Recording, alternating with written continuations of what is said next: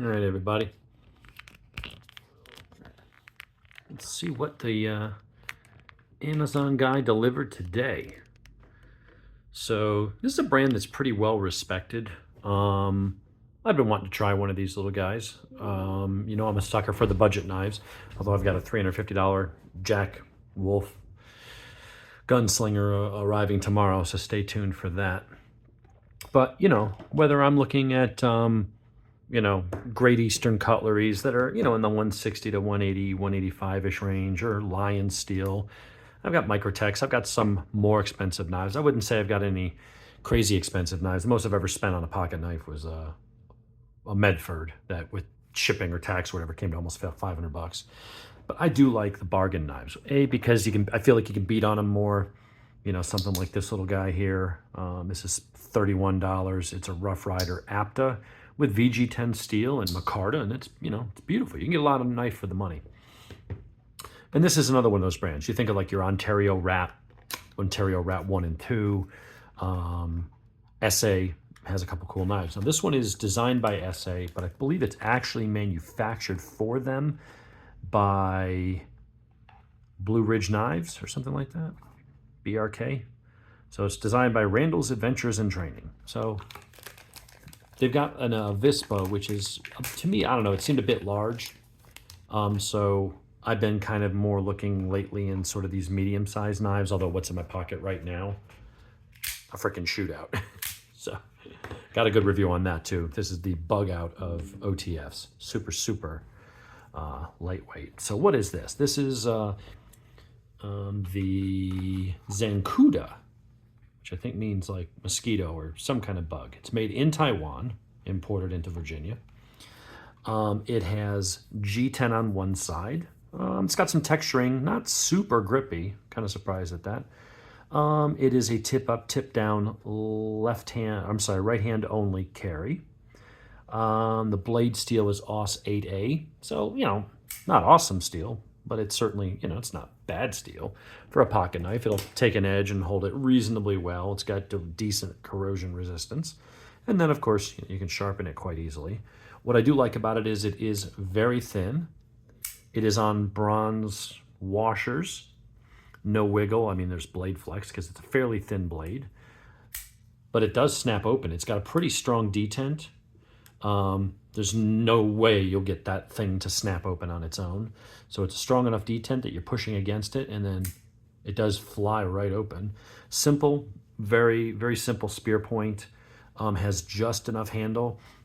When you look at the pictures of it, it looks a little odd because it's like the blade's small and the handle looks big in proportion to that. But actually, I mean, if you want to keep around that 3-inch, yeah, that's 3-inch blade with a cutting edge of about 2 3/4.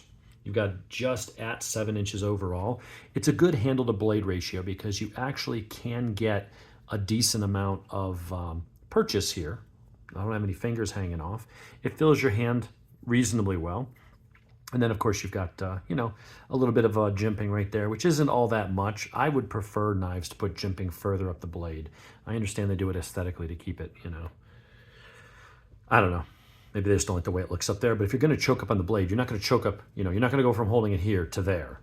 If you're going to choke up on it, you're going to choke up on it here, and you want a little bit of purchase there. The edges are slightly beveled, so really wouldn't work good on work well on a strike stick, a fire stick. But it does make it a little bit more comfortable that if you are choking up on it, you know, it feels pretty good.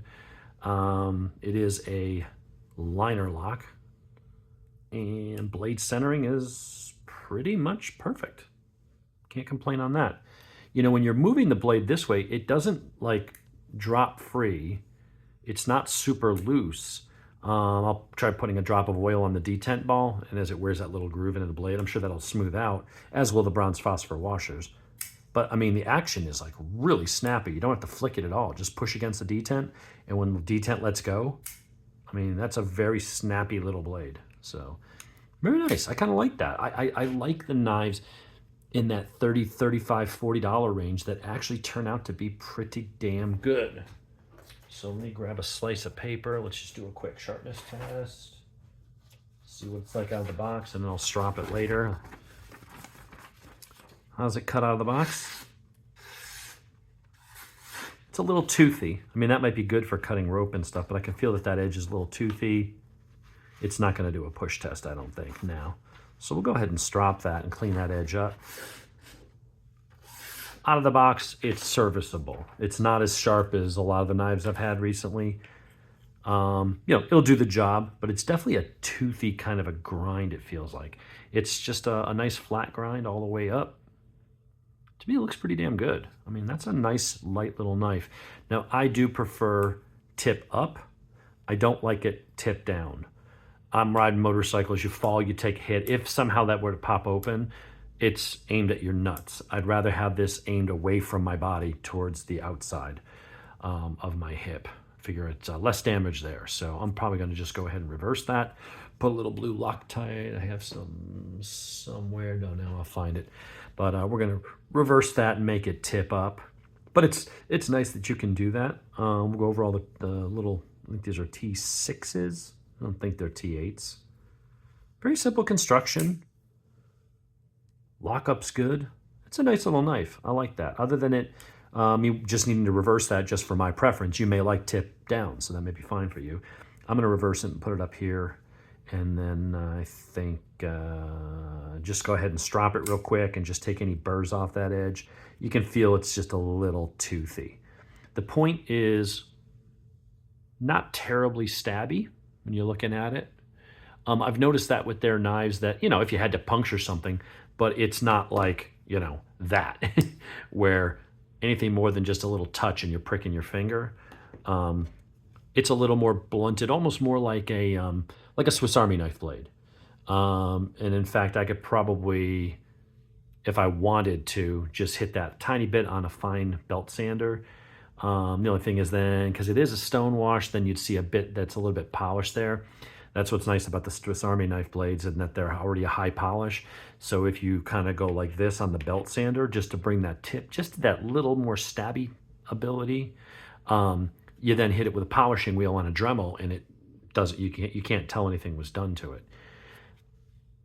I think that they do it this way because it's sharp enough for what you'll have to use.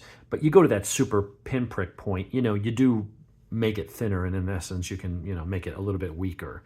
And snap that tip off. So I think that for safety's sake, it's probably why they do it that way, just to make it a little bit more durable. But it's sharp enough. I mean, if you had to stick that into something, it would absolutely stab into it. So we'll go ahead and strop that. I mean, as far as like the badging goes, I mean, didn't need to put a thing of a mosquito on there. They could have just put Zancudo and the type of steel, Taiwan. I don't mind the ESEE, whatever logo. That's a nice little knife. Certainly for the money, I think that's a great option. It's cheaper than the Elementums and some of the other knives. It seems robust construction enough. It's steel. It's not a super lightweight for its size, but it certainly is light. So nice little knife. Not bad at all. So I think that's all I can say. Try to keep it under 10 minutes these days, unless it's something really interesting. Tomorrow we'll be doing the Jack Wolf Gunslinger, which I am really excited about. So I give this one out of a scale of 1 to 10. If you're looking at the budget category, I give it a solid 8. Honestly, 8.5. I don't think the deep carry pocket clip is going to be as deep as I would want, and that edge could have been a little nicer. So I'll ding it a little bit there, but that's something that's fixed. I can move it over there, and I can just deburr that on my strop. So, but other than that, that's a nice thin, will sit in your pocket and be kind of discreet, and it's just big enough to have a useful blade, but also I can get my full big hands on it and actually use it. So there you go, right at the 10-minute mark, actually 9 minutes. We're ahead of schedule. Anyway, hit like, subscribe, tell your friends, and stay tuned for the Jack Wolf unboxing tomorrow.